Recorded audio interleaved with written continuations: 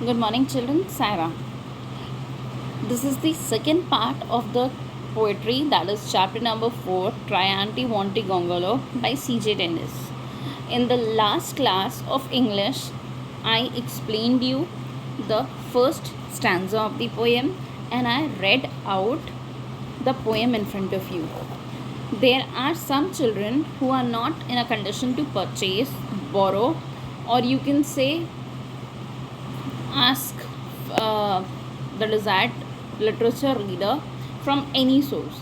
For that, for that particular purpose, I have solved this purpose by sharing the text of the poem. Children, you can see this is the poem. You can have this text on your screens. Yes, and here we start up with the poem. There is a very funny insect that you do not often spy, and it is not quite a spider, and it is not quite a fly. It is something like a beetle and a little like a bee, but nothing like a woolly grub that climbs upon a tree. Its name is quite a hard one, but you will learn it soon, I hope. So try, anti-wanti gongolo. Try anti-wanti gongolo. It lives on weeds and leaves and has a funny face. Its appetite is hearty and its manners a disgrace. When you first come upon it, it will give you quite a scare. Sorry, I repeat, it will give you quite a scare. But when you look for it again, you find it is not there. And unless you call it softly, it will stay away and more. So try anti-wanti gongolo. It trembles if you tickle or tread upon its toes. It is not an early riser, but it has a snobbish nose. If you sneer at it or scold it, it will scuffle off in shame, but it purrs and purrs quite proudly if you call it by its name. And it offer it some sandwiches of wax and soap.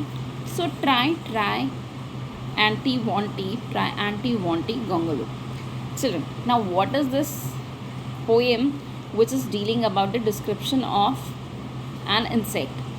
When we are talking about when the poet is talking about such a description or mentioning the description of an insect which is so incredible or so different from others, at that time it is very uneasy to predict what kind of insect is it.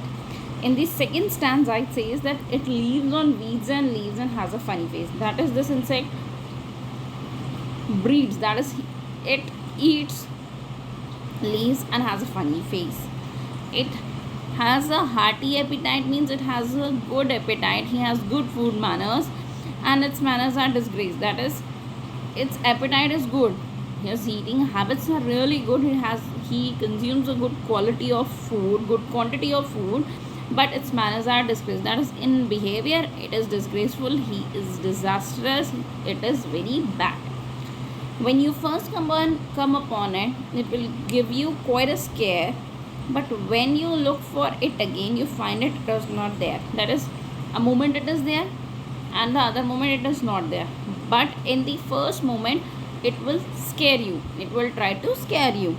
And the only way this insect will get friendly with you is when you call its name softly. It feels pride when you call it by its name. The name of the creature is Trianti Vonti Gongolo. It trembles if you tickle or tread upon its toes. That is, if you touch it, if you wee it, if you call him or you try to tease him, it feels bad. It feels really disgraceful, though he is very ugly in looking.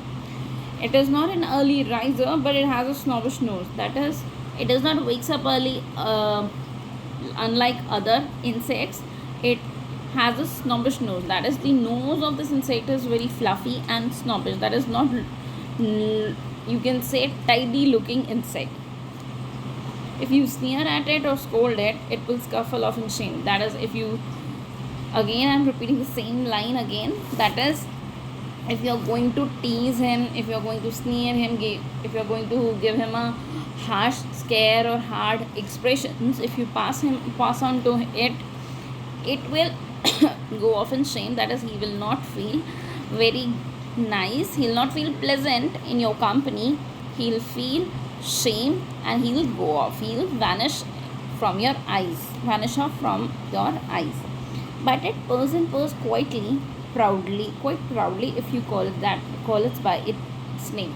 That is, if you call, see children, whenever, if somebody is angry, if somebody you've insulted, if you call or pamper that particular person, even if your pet dogs, even if you are having your pet dogs at home, if you cuddle them with love, if you are taking care of them with full love and affection, definitely they're going to come back to you. They'll retain that bond of affection forever. And offer it some sandwiches of wax and soap. So what does the poet says about the diet and the way the particular readers can persuade the insect? That is sandwiches of wax and soap. Now, isn't it very tricky, the soap, wax and all? Soap of wax, sandwiches of wax and soap? How is it possible? So the diet of this insect, Triantibontic gongolo, isn't it very different? But of course, you have not seen it, and I truthfully confess that I haven't seen it either, and I don't know its address. For there isn't such an insect, though there really might have been. The trees and grass were purple, and the sky was bottle green. It's just a little joke of mine, which you'll forgive, I hope. Oh, try, Triantibontic gongolo.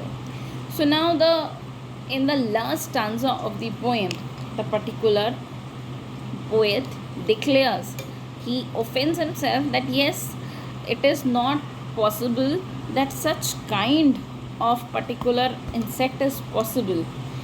This particular of insect does not exist actually, and neither you have seen. It could be possible if their trees and grass were of color purple and the sky was bottle green. That is topsy-turvy. When the world would be colorful in the next impossible colors. At that situation, that point of situation, there might be the existence of Triantibontic gongolo possible. But this was just a crinky joke that the poet has created in order to entertain its readers. So children, this is the poem and an explanation. Hope you have understood. Children, see, this is the textbook view, and at the top you have the full name of C.J. Dennis, that is Clarence Michael James Stanley Dennis, better known as C.J. Dennis. Now, what this person was happy for, sorry, I repeat my thought, that what was this person happy for? This person was happy for making kids happy. That is, he was an Australian poet who wrote numerous poems, for children, and in the genre of humor. That is, he used to write humorous poems. Thank you, children. And one more thing I will like to ask you and tell you, that is, first thing, do not have confusions. If you do not get any if you do not get a PDF or you do not have any question answers, do not worry, children, because I have explained you thoroughly with each and everything for your English chapters. If you have any queries regarding what, how and when, you'll get the get the format of the online exams very soon. Even if you have any problem, kindly share your problems. Okay children, thank you and Saira.